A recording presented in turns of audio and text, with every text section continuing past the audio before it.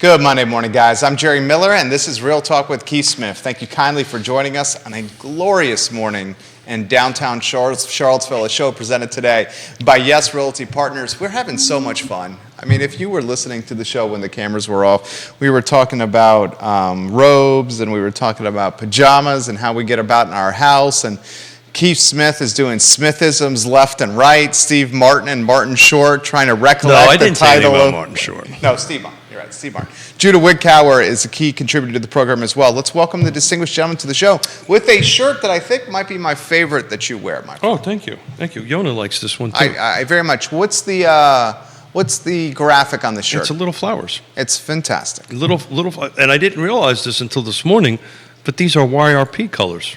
I know. That's why I liked it. I didn't know that. That's YRP. That shirt screams YRP. Look at that. Yonna said, wear this. I went, okay. Orange and blue. Yeah. I mean, whoever did the Yes Realty Partners logo branding and brand identity, oh my goodness. Wow. And the colors they picked out. And, you know, interestingly, Yes Realty Partners has significance because YES, the initials of Keith and Yonna's two beautiful daughters. And Yonna's too, right? That is actually Yonna's initials. Is it not your daughters too? Well, I thought they were. Both my daughters have two middle names. Okay, understood. So, does one of them start with E? One of them does, yeah. Okay. I don't know which one, though. Remember the show when you forgot what did you forget? You forgot your daughter's birthday or something? Yeah. I think it was their middle name. Oh, it was a middle name. That's what it was. You're just lucky I remember your name. That's the middle name. Halfway across the show 454 today, by the way. Oh, 454, Judah. 454. 454 episodes of magic, Keith. Magic. I mean, he's got his prop on the... Keith embodies zest for life, and when he goes about being a broadcaster on Real Talk with Keith Smith, he brings that mindset. If you could see behind the love sign adjacent to Keith Smith, you would see what most people would call a closet of props. I think the man has 3 crystal balls, 4 magic balls. Hey. I've asked you not to talk about that on air. He's got a construction cap on the hard hat. It's a hard hat. And we got a new sticker. Jamie Turner says the pre-show commentary is crazy these days. I absolutely love it. Yeah. We love you, Jamie Turner. Johnny Ornalis, good morning. It could be the meds I'm on, Jamie. I got to do some math. I didn't get a chance to take a look at week over week, but man, I'm looking at it right now. Wow, car footprint, including the other side of the mountain, 61 homes came on the market, 106 went in pending. I've got to figure out what the percentage ratio of that is. That's not good. It's not good. That's pretty darn, not quite at 50%. 61 would be 120, but 106 is awfully close to doubling it. And it was interesting on the way in. I got a phone call from a viewer of the show, actually. Basically said, I'm tired of renting. I thought prices were going to go down. They didn't. Help me find a house. So believe it or not, I actually do that. He's a realtor. He helps folks buy and sell homes. He is on this talk show 3 days a week to offer some clarity to what is undoubtedly one of the most competitive real estate markets Central Virginia has seen in some time. I think that's safe to say. Inventory is meager. I spoke in the hallway with a tenant, with a gentleman that works in kind of a Zoomtown situation here in Charlottesville, and he's looking to purchase something, and he said literally to me, they own something currently. My card. And I said, I know a guy. I know a guy. He said to me, he goes, there's nothing in this market. We're not even sure why we're doing this. Every single weekend we go out, we get more and more and more. So this crushed. 20-minute conversation on the way in from Lake Monticello to here, I was on the phone with this young person, very educated, actually a teacher by profession. Okay. And we spent 20 minutes talking about why, you should stay in the game. And I actually used our daughter, Yvonne, as an example in it. And, you may not get it at the exact spot that you want. Obviously, she teaches at the city of Charlottesville. She wants to be able to walk to school. And I get all that, but the numbers are not kind of letting that happen. So, my conversation with her was, look, let's get into it. right? Get into the market. It may not be the perfect first house because this will be our first-time home buyer. Build a little bit of equity up, right? We'll get Scott a little bit back into next year, refinance it, get some cash flow, get some equity built up, some generational wealth built up on it, and then make the next step a couple years down the line. So actually gonna show us some homes after the show today. So That's awesome. Hopefully we can help this young person get out of the rut. Not that rentals is a bad. Rentals is a good thing. It has their place. But as she said, I'm tired of paying somebody else's mortgage off. Kevin Yancey says, do we need to start being worried about foreclosures? And he references a macro story from NBC News on foreclosures upticking. Yeah. So upticking to what, right? They are upticking. They're not upticking here, right? We can take a look at what closed in the last 7 days, and I can assure you none of them are foreclosures. It's probably, you're going to start seeing it on the outer rim. I actually watched the rest of Mandalorian. Oh! And so that's where the outer rim came Okay, in. okay. Yonna had an appointment Saturday night, and she's not a fan of Star Trek, so I got to sit down and binge watch the last couple of episodes. But yeah, on the outer rim, that might be impactful. But man, we're not going to see millions and millions and millions of foreclosures. Not in this area for sure. Yeah, I don't think that's something we got to worry about here. So what? All right. We want to talk about the ROI stuff. I want to talk on the ROI here. Judah, get ready for this here. What excites you about this real estate market, Keith? Let's look at this from a positive perspective sitting first. Across from talking to you for 3 times. What excites you about this market? Yeah, I'm glad you brought that up. I think I've said this a bunch of times. I'm actually more excited about the real estate market right now than I've been in years because I get an opportunity to have a 20-minute conversation with a young person who is seeking a trusted advisor, right? I need help. Right? This isn't about numbers. This isn't about commissions. This is about helping somebody move one of these trips around the sun, right? Which is food, shelter, and clothing. And we do shelter in that to help this person go around a trip around the sun and build some equity and move up the housing ladder. That's why I'm excited about it. And you need to have your proverbial you-know-what together in order to really help people. And so that's what I'm excited about. I love doing it, man. I like that. Judah, mark that right there for the first sizzle reel right halfway there. through it, I'm going, he's doing a sizzle reel. It was so good. It was so good. Now, the gist of today's show, the theme of today's show, and Jamie Turner, I think you'll appreciate this. Johnny Ornalis, I think you will. Mary Kirby, hello, welcome to the broadcast. Hey, Kevin Johnny. Yancey, Kevin Higgins. Folks, I think you'll like this. We're going to talk the value proposition of remodeling your house and what the return on investment is.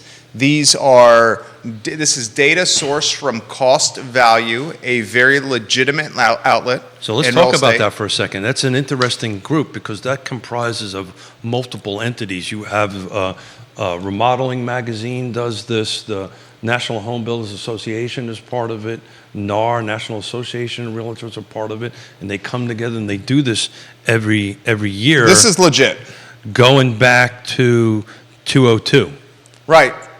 So I can actually pull the year out and figure out what was and what wasn't. But I'll let you finish your monologue as I start. So absolutely. So Judah, we're going to create some content out of this as well. I have a feeling Keith is going to show some slides. So have you ever wondered what the return on investment for a garage door replacement is, or for a minor kitchen remodel, or if you take those windows and you replace them and you make them vinyl? How about a bath remodel if you stay in the mid-range game, or a complete window replacement? We have that data for you.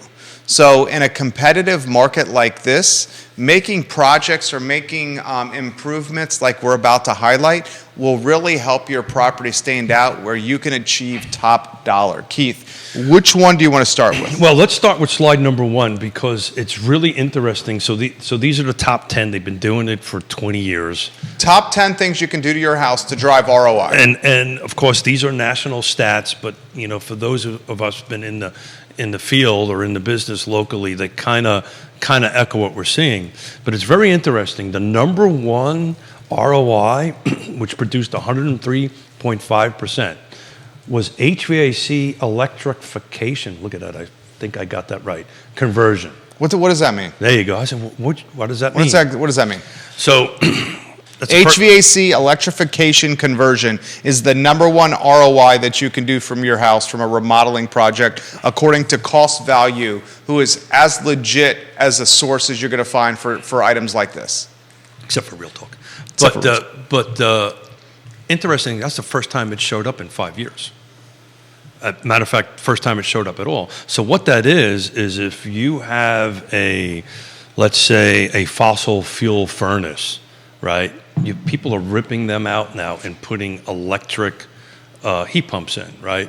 So if you have like oil or natural gas or LP, and it's interesting, Yonna's got a listing that we're working on some offers that has oil in it, and it's every client or every agent that's calling us is asking us, well, how come they didn't convert it, right? So this is a big thing now, converting it. So if you've got an oil-fired or fossil fuel-fired heating and cooling system, and you go ahead and do that, so the national average is about 17 grand, it pulls in 18,000 at the table, you're actually gaining. you come out ahead. You come out ahead. Yeah.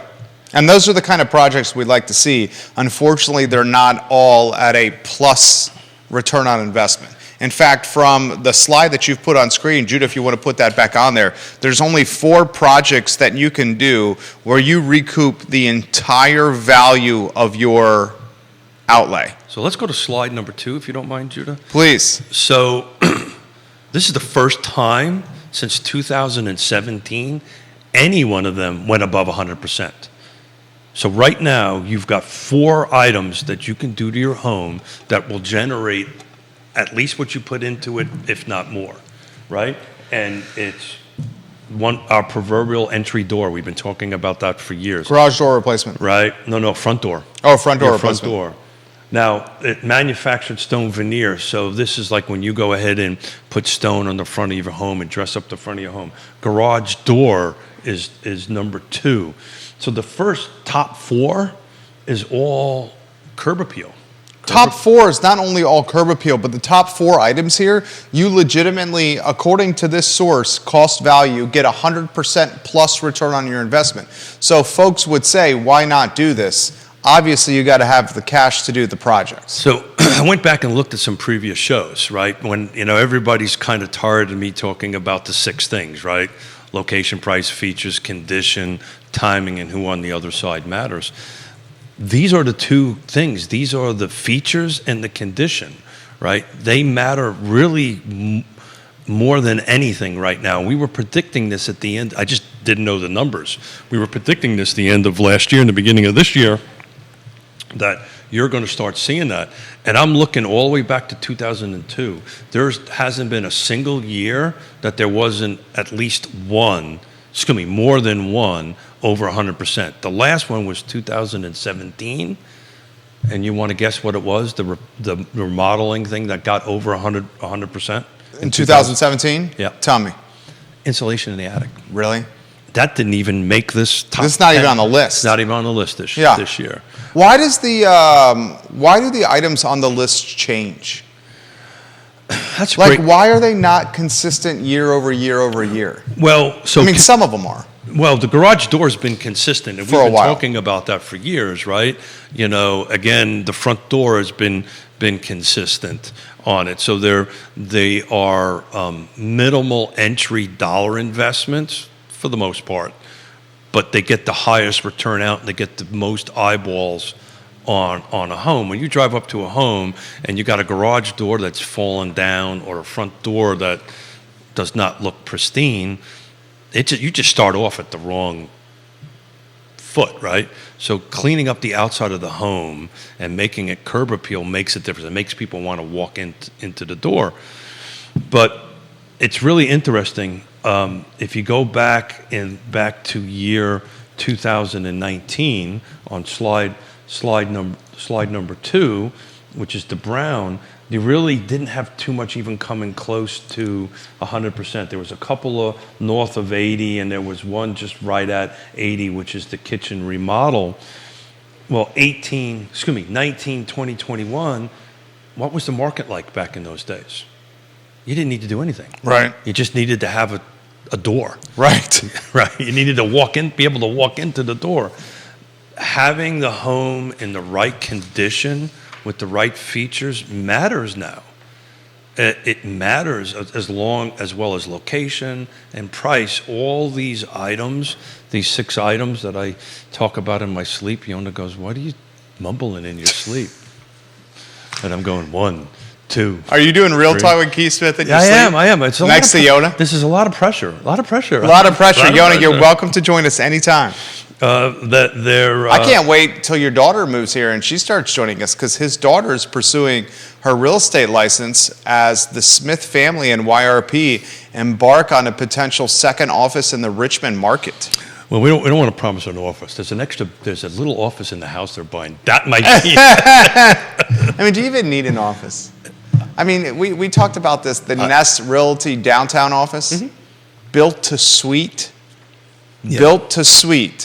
is now for rent in downtown Charlottesville, and there are no agents in there. Yeah.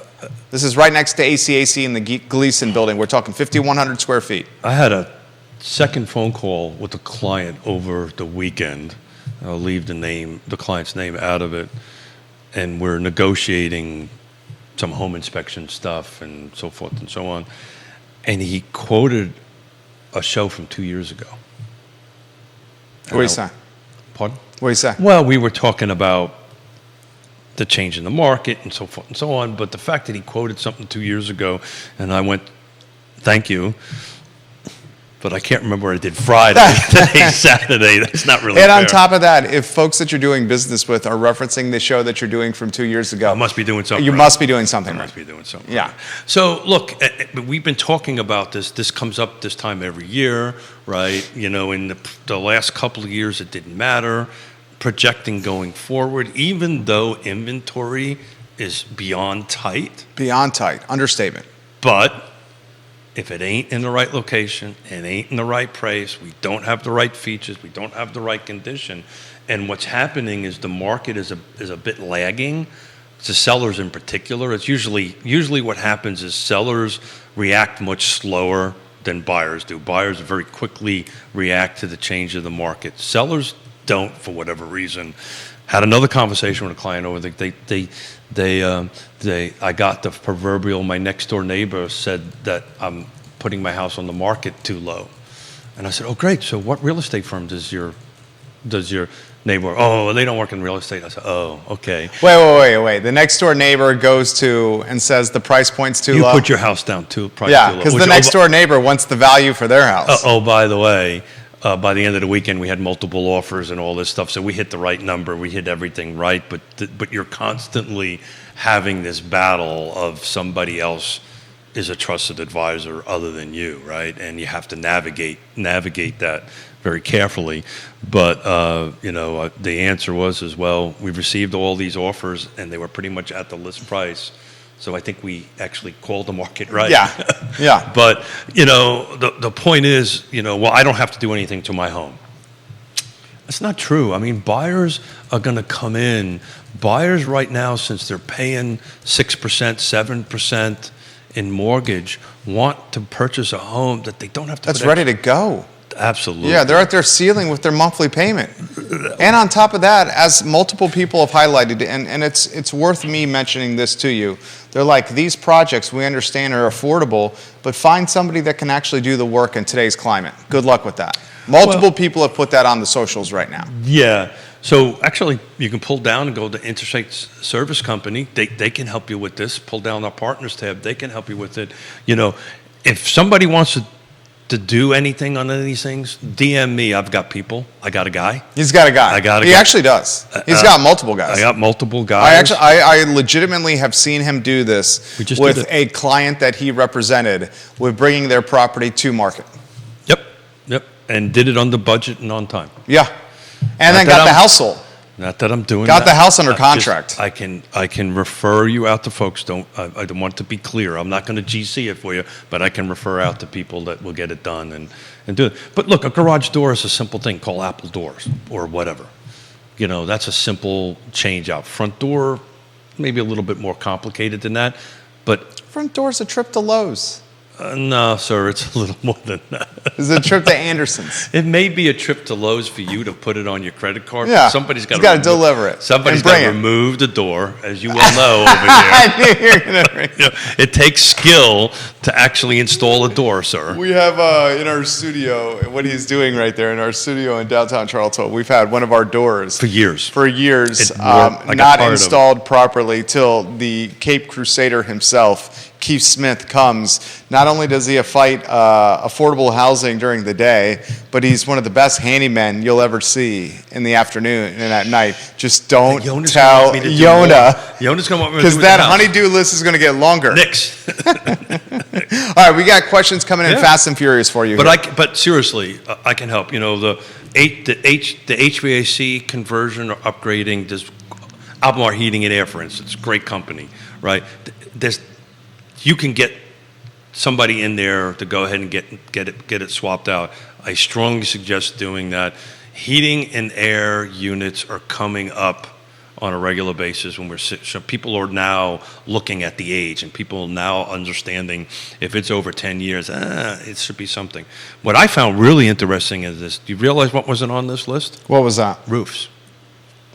Another thing that surprised me about this list I would have expected that.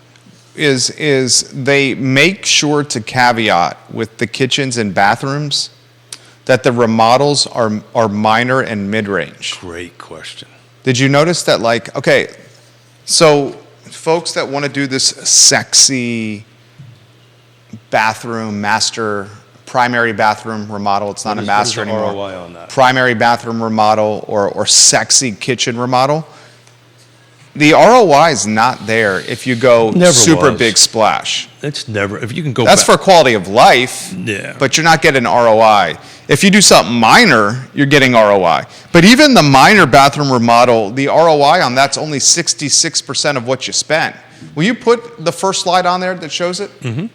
I mean, the bathroom, everyone talks about kitchens and bathrooms selling homes. So let's define what minor is, because I'm reading their Please, definition of minor.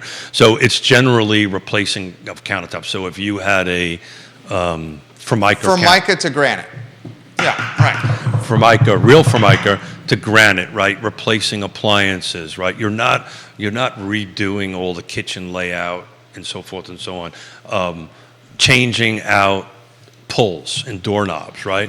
You know, that's a simple upfit, right? So for instance, our home was built in 2001, and back in 2001, all the rage was the bright brass gold knobs.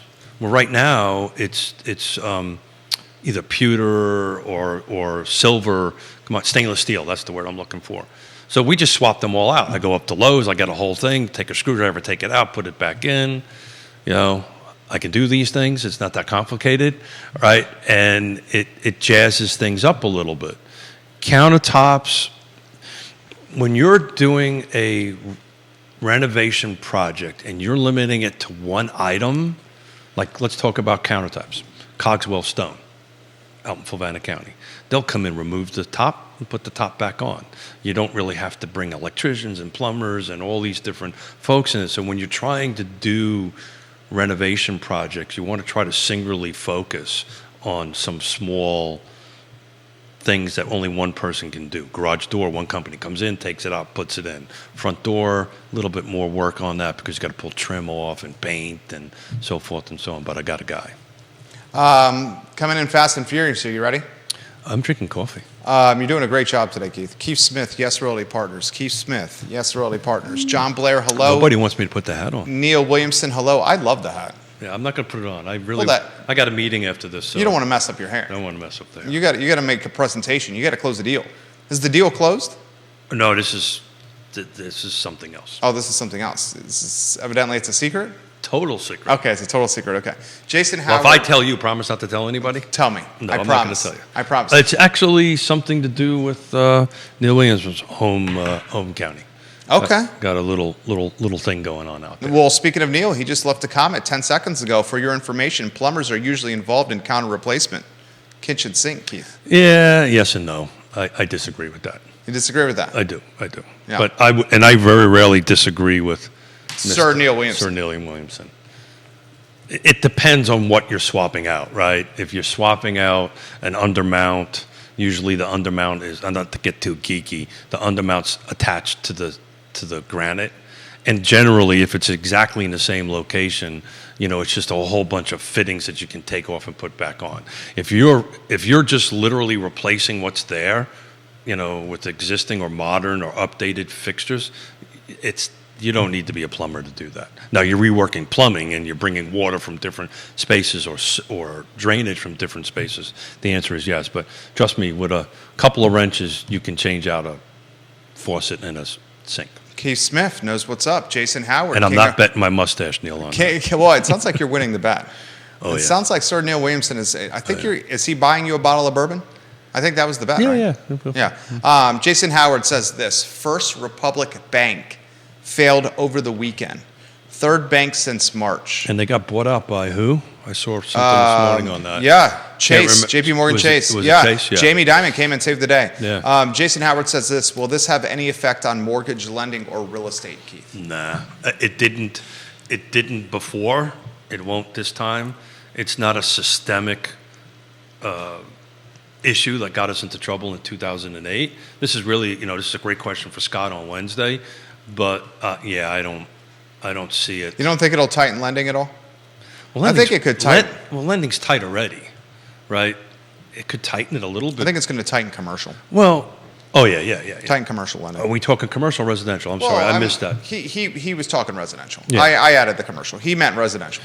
Yeah, so I don't see that, but lending requirements are super tight. That's the reason why, we won't have a repeat of 2008, in my opinion.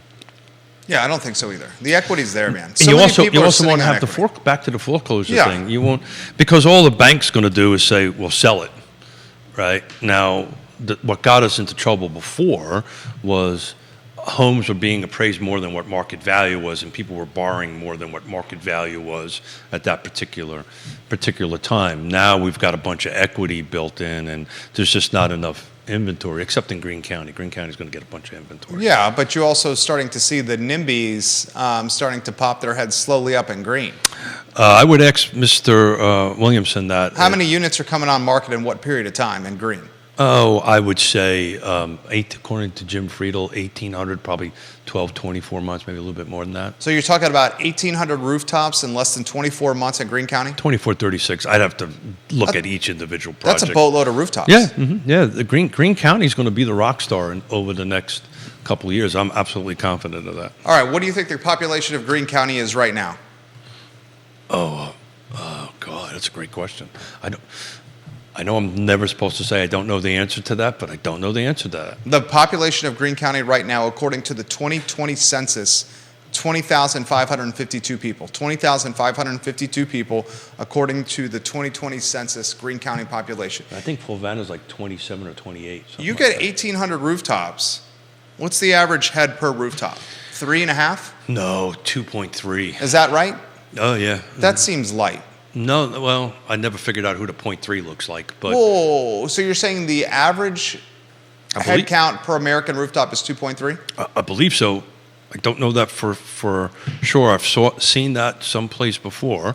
Neil will know that for sure. So you're talking, let's go with the 2.3 number. 1,800 times 2.3 is 4,140 people. Greene County basically is going to increase its population by 20% in 2 years. Okay. Think about that. That's what you guys are saying. Mm-hmm. Yeah. In 2 years, Greene County's population is going to increase by 20%. That's a substantial increase. Mm-hmm. Hold on a second. Let's see if I got this right. I think 2.3 is light. Neil Williamson says the 1,800 units are already in the pipeline in Greene. There's other new projects that are facing headwinds in the county. So, Good Lord. Even additional according units. to Wise Voter, the state of Virginia is 2.6. 2.6. All right, let's take that number. 1,800 rooftops in the pipeline in Greene County times 2.6 people per rooftop. That's 4,680 people. According to the 2020 census, Greene County's population is 20,552 people. That means Greene County is going to increase its population by 22% over the next 24 months. That's a massive increase. But it's been in the pipeline for a Well, while. I get that. But that's a massive increase that will be noticed. And Neil would know more. That's a massive increase, about 22% increase. about the tracking, and I may be off a little bit, but you're gonna see those things in the pipeline come along. Now, to put a little bit of caveat to it, the fact that it's been approved, let's say rezoned and site plan approved, doesn't mean it's going to get built, right? There are going to be some percentage of those numbers that may not get built. Depends on where the location is and so forth and so on. But I can tell you it's probably going to be well north of 1,500 physical in the ground. I know Stanley Martin Homes, one of our fine sponsors, has a 500-unit project in Ruckersville coming out of the ground, or in the horizontal portion of it on it. And, so it doesn't take a couple more projects like that to get up to, actually it takes two more projects that size to get up to 1,500. There's a massive population increase. Yeah. Well, where are they going to go? If not, Neil says, Neil lives in Greene County. He's the president of the Free Enterprise Forum, all around A-plus guy. We like him here. He says the market and availability of financing will dictate the absorption rate for any projects anywhere. It's interesting. So the financing will be less. I think you got Friedel watching you right now. Hey, Jim, the financing would be less on the retail side, but more on the development side. What do I mean by that?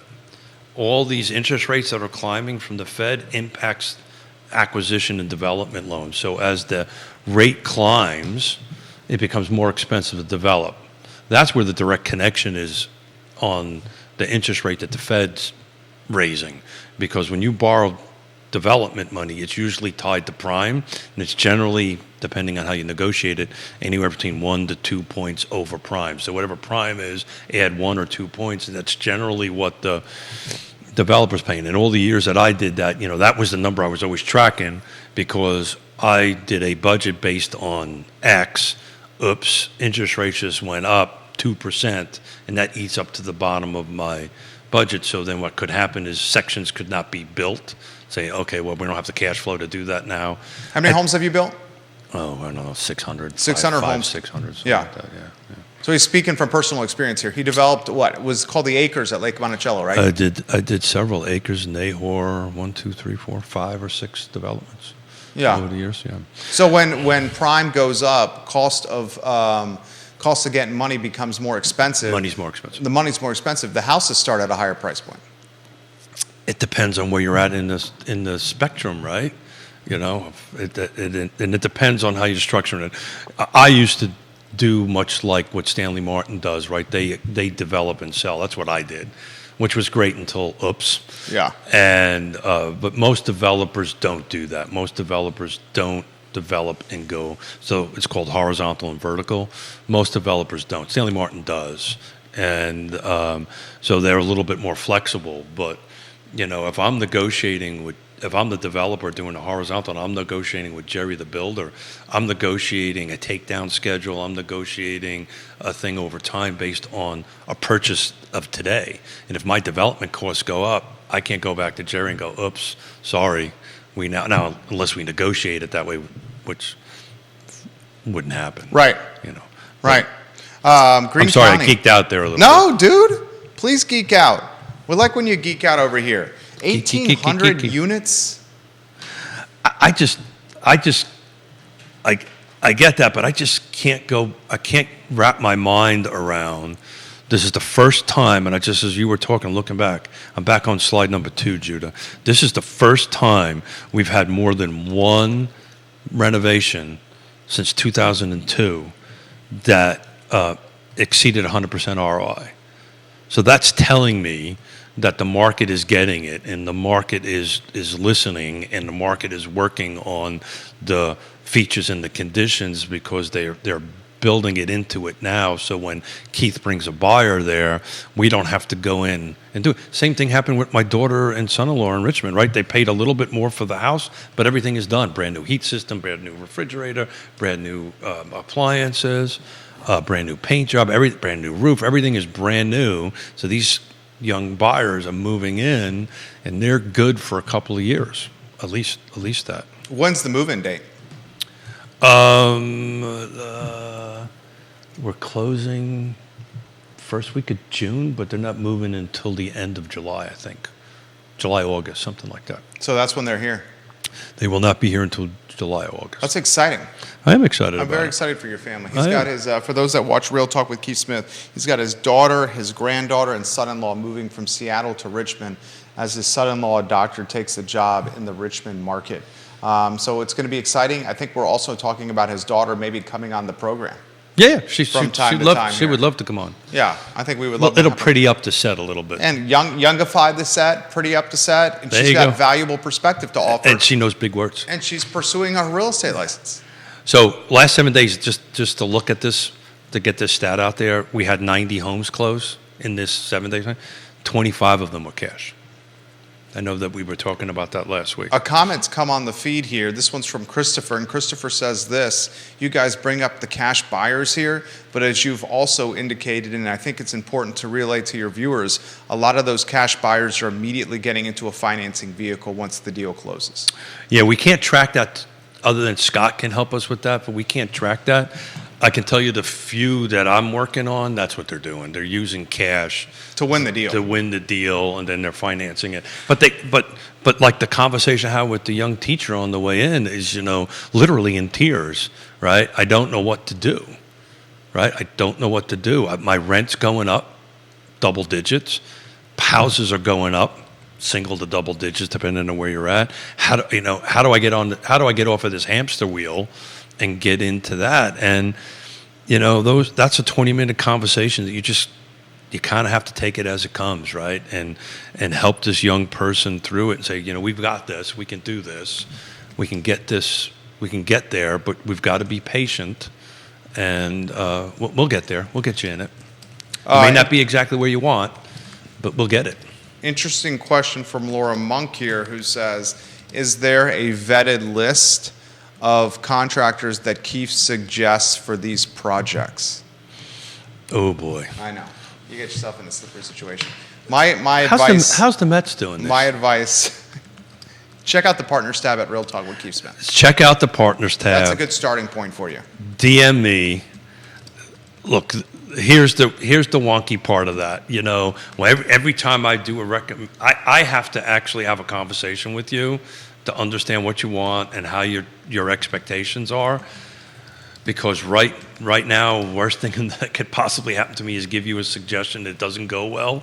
There's that whole little concern. So DM me. I'll connect you with some folks that once we have a little bit of a chat, it's exactly what you're trying to do. He's a good resource here, guys, because remember, he's coming from a general contractor's background, so he's vetted most of these people that he's working with. Yeah. And I legitimately saw him do this with a house in the urban ring. That needed a little help. That needed help to come to market, and he gave the home the help it needed, and then he got it sold. I got it sold above what I thought we were going to sell. Above what you thought it would. Can't get into the details. After remodeling the house under the price that you said it would be, and less time that you said it would take. And I would say that's pretty much none a of the success remodeling story. items, by the way, that we did in there was on this list. Yeah. It was simple stuff. It was painting, carpet, drywall work, basically making it smell like a new house again. Yeah. And it made a difference. That was a great deal. I think so. It made a difference. Look, I don't want to be cagey and not give names out over there. Just call me, and I will go ahead. I don't think there's anything cagey about that. I don't. I want to help, but reach out to me. Okay. How about this question that's come in? This one's from Spencer watching the Oh program. God, you can wait. Spencer says this. Then what worries Keith about the real estate market? Oh wow, that's a great question. That's a hard one for me to answer because I don't worry. He's that a pretty positive guy. Yeah. He's not really much of a worrier. So this is Yeah. all right, how about, let me rephrase Spencer's question. No, it's a great question. Is there a headwind in particular that worries you the most or concerns you the most?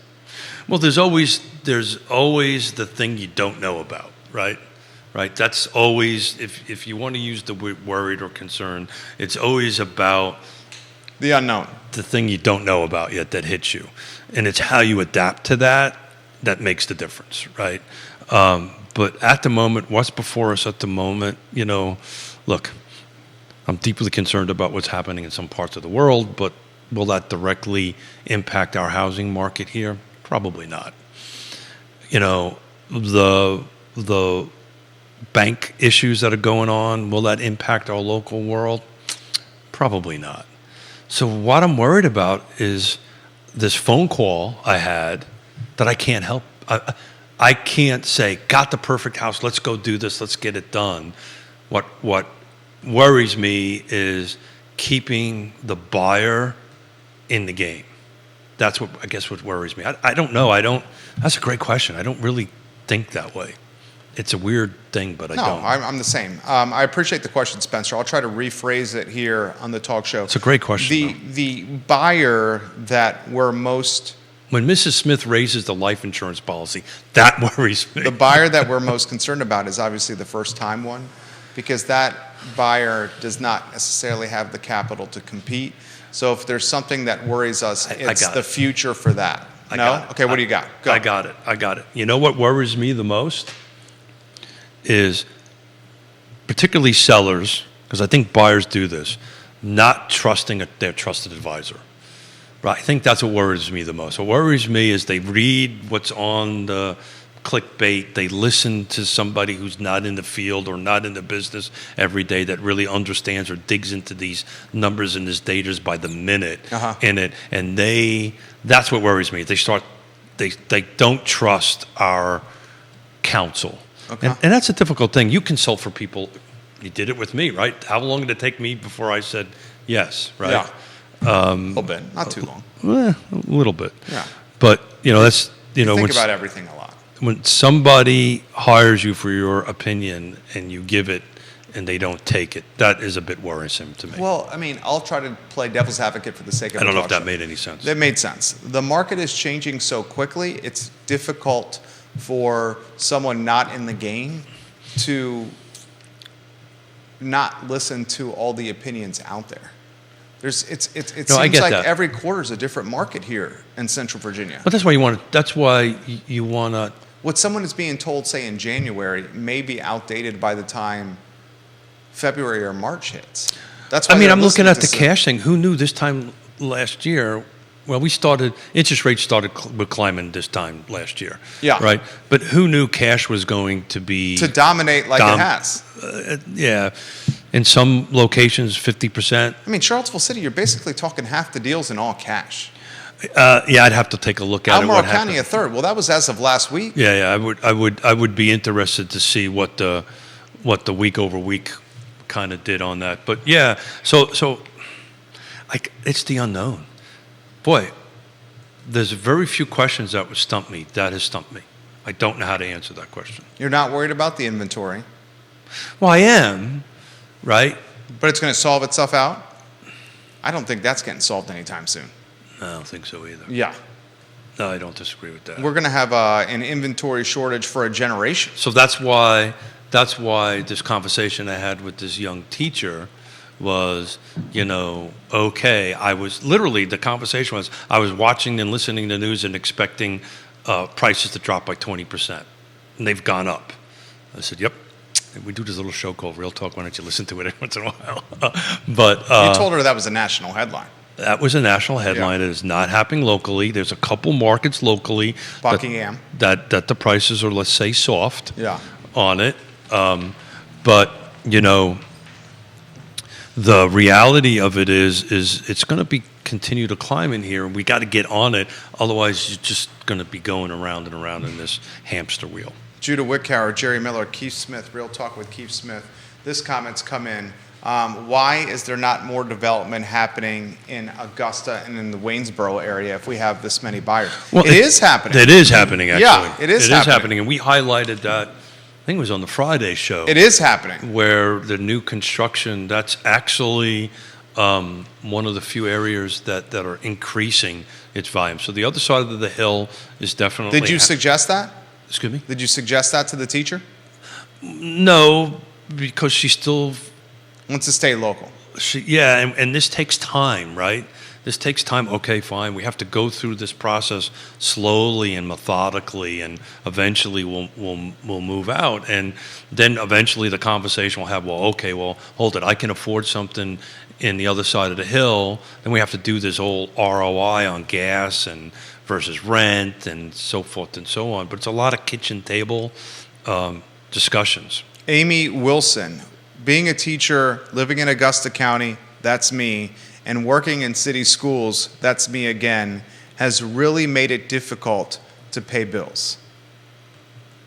Say that again? She lives in Augusta and works in city schools, and she says the commute has made it difficult to pay bills. Well, that's what I just said. So you have to sit down and do the ROI and say, okay, you're spending this much in fuel, this much in maintenance on the vehicle. What does it look like spending a little extra money if it's even possible to do it? She also adds this: throw in the fact that it's an additional 30 to 40 minutes, and Sure. You can see why this is difficult, especially as the year goes on. Time is money. Yeah. Time is money, right? And in the winter months, you're probably leaving in the dark and coming home in the dark. But Nancy says go to work for Augusta County Schools. Well, that's a... You could consider changing jobs. You could do that. But the point I was trying to make at when you sit down at the kitchen table and you bring a trusted advisor and you start doing the math and you say, okay, well, what if we find something that's X dollars more, but it's closer? So some folks are just looking at the mortgage payments, but they're not looking at the rest of the costs, which is, I think, what we're talking about right now. Right. So if we can lower these rest of the costs, $100 a month, $50 a month, $200 a month, whatever it is, then maybe we can put it on the purchase side as far as a mortgage goes. That was a lot easier conversation to have when interest rates were 3%.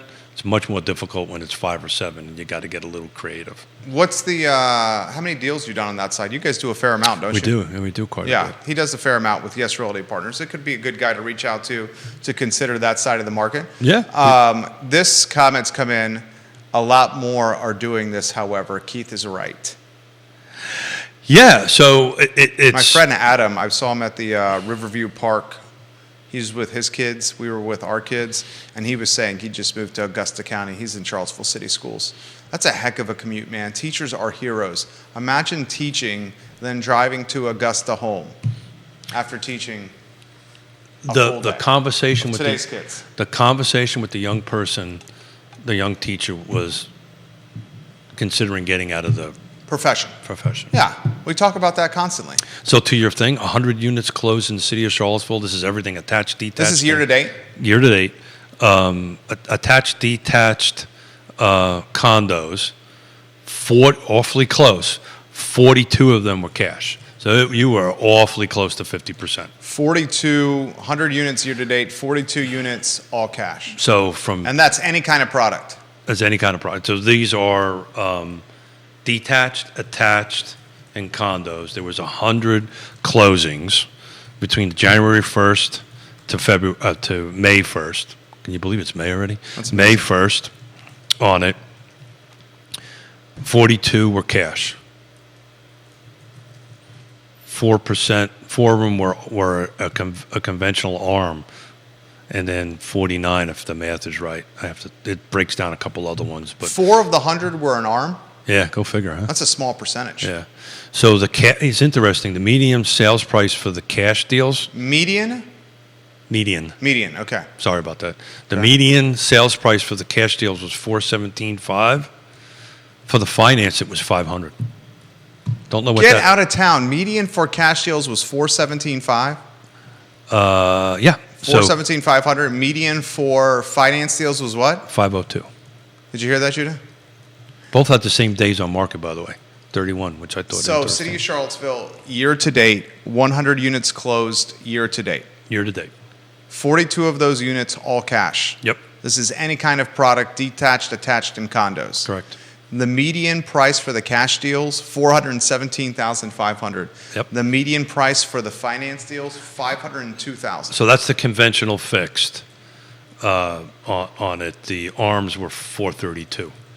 But, you know, the conventional fix is what you really need to be looking at because they were 49. Does that show the leverage or the buying power of the cash buyer? Yeah, The delta with price? I mean, that's a substantial delta. You'd have to dig into all of those things, but you're 100% right. Cash is always king. Yeah. You know, I can't give you the We're talking about $85K here. Yeah. Yeah.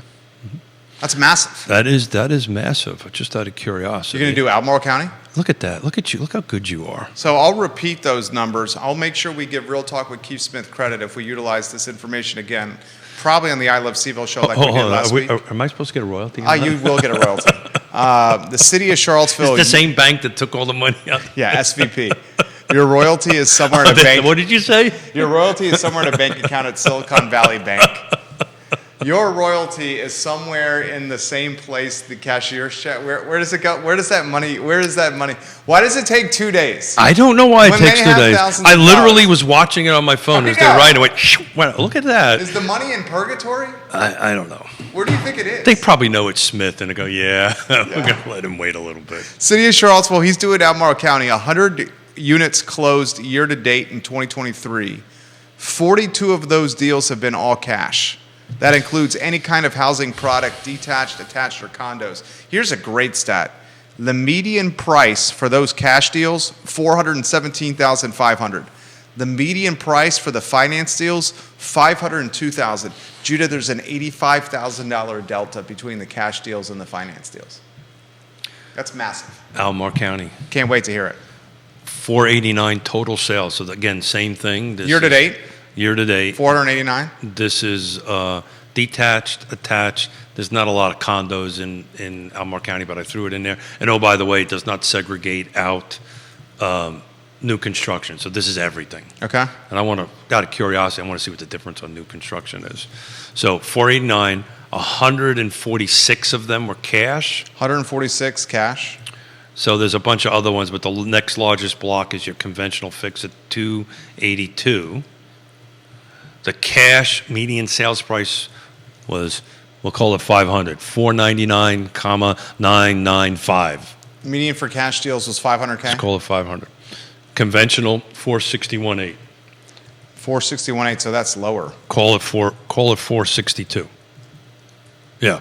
Now I'll bet you when I pull that out, new construction would impact that because Oh, no doubt. there's no new construction Yeah. in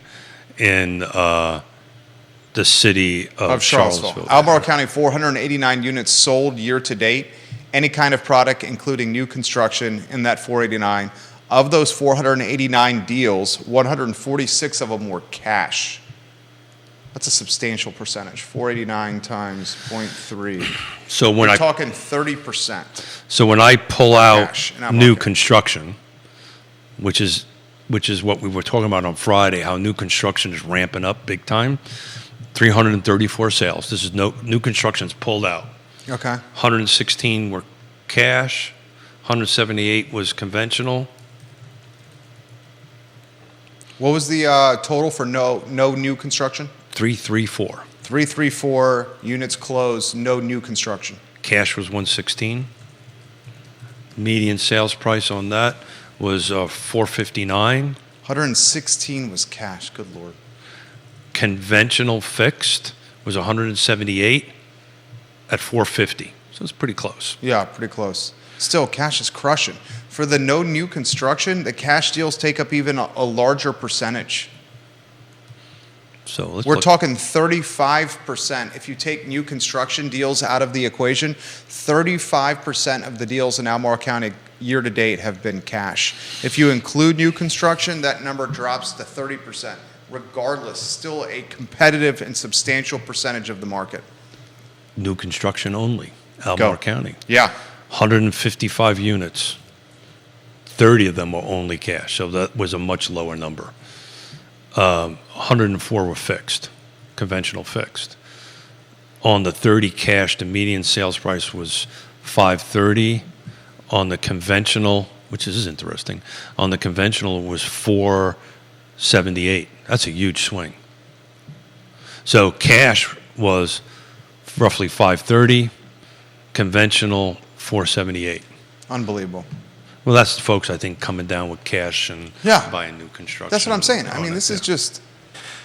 But that's, it's. Is this market comparable to any you've seen in your 37 years of being in business? You ask me that all the time. Man, each market's got its own little thing, right? Its own little life, right? I think from the perspective of a buyer, I just think this has been probably one of the hardest, if not the hardest I can remember, to get a buyer across the table, because we've just never been able to recover from the time of great unpleasantness and the plummeting of new construction units. Like, we went from roughly 2 million units a year down to 500, 300 for like a decade. And we just have not been able to recover from that. Last couple of years, I think the numbers have been north of 1 million. I can't remember the exact numbers. But, and until we get that new construction inventory going, it impacts the existing, right? So I don't see that happening anytime soon. Yeah, I mean, we're doing the Regional Housing Partnership. We're kind of pivoting from the summit that we did, which was kind of covered what the problem was, and we're now talking about solutions, right? Everybody kind of knows what the problem is, so how can we do solutions? So hopefully we can come up with some solutions. But to Neil Williams' point, without a ready, willing, and able seller, I don't care what the rules and zoning says, it ain't going to happen. Friend of the program, Stephanie Wells Rhodes, watching the show. Hey, Stephanie. Love when you watch the show, Stephanie. ISC, you call them up. Intrastate Service Company, a home's best friend, a proud partner of the show. ISC, Intrastate Service Company. Keith, I appreciate what you're doing here, because the clarity that you offer in this approachable setting is welcome. I had no idea that cash was such a dominant player in today's market. I had no idea that there were 4 legitimate remodeling items that you can do to your house that will drive return on investment at a greater clip than what you paid for the projects. I mean, that sounds like no-brainers to me. Well, like I said, I mean, I'm pulling up. 2017 was the last time it was over 100. It was only one, and it was the attic insulation. 2016, and I can put the link in everybody's thing. There was only one that was over 100%, and that again was attic insulation. 2015, there was only one that was over 100%, and it was back to the front door. So front door has been a consistent top that 2 or sense. 3 It's the first thing you say on it. But let me see. Let's go down to 2013. So that's 10 years back. There wasn't 10 years ago. There wasn't the highest return on investment was 85%, which was your front door. So to say that there's 4 items this year that exceed 100%, to me is blowing my mind. It's blowing my mind too. And it only solidifies what we've been talking about on this features and this condition. Slide number 4 and number 5. Hold it. I think I screwed it up. 3 and 4. 3 and 4. 3 and 4. 3 and 4 is features and condition. 1 is 1. I say I do it in my sleep so I don't screw it up. Right? Location, price, features, conditions. 3 and 4. Thank you, Judah, for keeping me straight. And Judah always keeps it straight. Judah Wickhauer can always jump in here, and he's look at you. You're putting the slides on screen. Judah, you were. But if you look at if you go to my slide number 2, Judah, again, what's even more amazing, there is we got a lot 1, here. 2, 3, 4, 5, 6, 7 are over 80%. So you have 7 things. That's your kitchen remodels, siding replacement. There's 2 versions. There's cement fiber and vinyl, entry door, stone veneer, garage door, and then now the HVAC. those are generating more than 80% of what you cost to go ahead and do it. So we need to reach out to these folks and ISC in particular and see if we can help me with some of these things. All the partners at realtalkwithkeithsmith.com, realtalkwithkeithsmith.com, all the partners located there. I'll try to get to as many of these as possible. This is a good one for Keith on Charlottesville. What's the best play if you're looking to buy in Charlottesville and you already have a house that you own? Keith has mentioned before he suggests selling your house and then using a caveat, I don't think that's the right word, but using the opportunity to stay in the house for up to 60 days so you can find it. That seems like a short window with not much inventory on it. As well. Yeah, he said caveat. I think he's talking contingency. Yeah. So I mean that's the outside of the box thinking you have to do it. But this is all about relationships, right? So I pick up the phone and call the agent on the other side on this particular house you're trying to buy or something like that, or we're trying to sell, where we communicate back and forth because, sometimes sellers have to move out, right? They want to close because they're doing the same thing, right, someplace else. But, to take a deeper dive into that, you can put your home on the market. You can say, look, I'll accept contracts contingent upon me finding another home in so many days, depending on your location, right? How hot it is. And then, look, we want to negotiate back some rental time, which gives you some runway, 2 or 3 months to go ahead and do it. It's how we help the kids in Richmond. Literally the same exact thing. And I said, look, how about this? The agent on the other side said, you know what? That's perfect. Nobody else of the 30 offers offered that as a solution, and we won. We also were top price too. Yeah, that helped. But I mean, it was icing on the cake. It was icing on the cake. So you can negotiate on the front end as the seller to try to stay in your home. If it's in a place that is going to draw a lot of activity, right, then you're in a great position to do that. And trust me, you will find buyers that'll be more than happy to do that. Then you have a pot of cash and go buy something.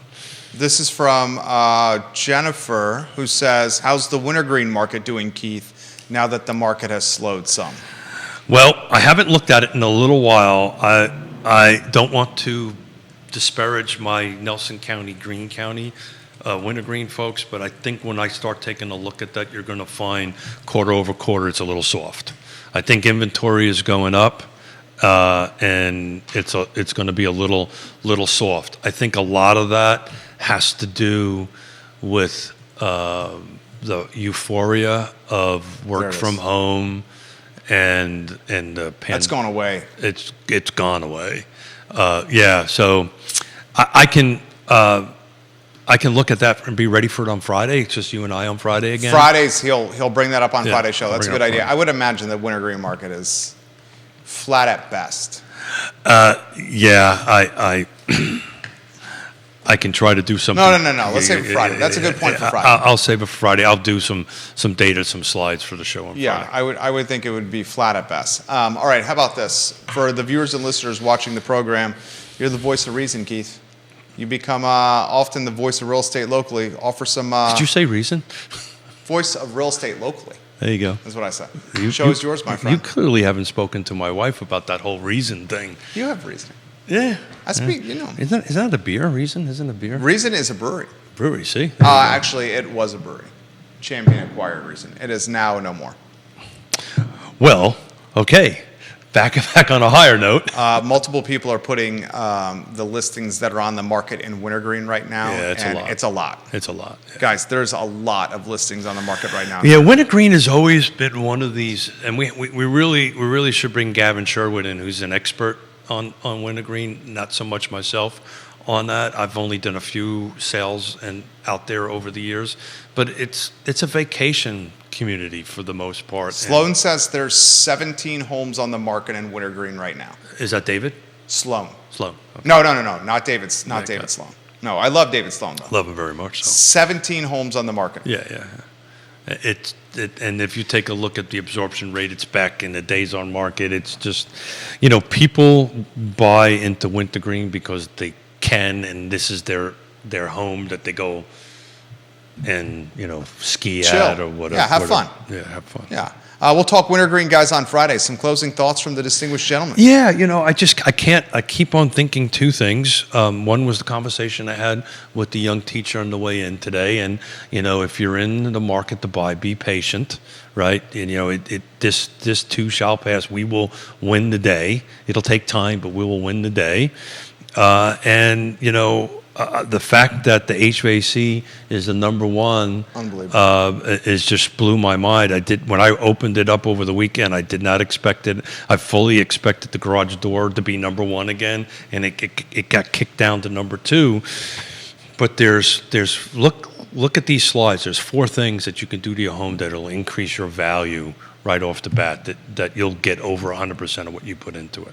We'll save wintergreen for Friday, and we'll save the financing from Jason for Scott on Wednesday's show.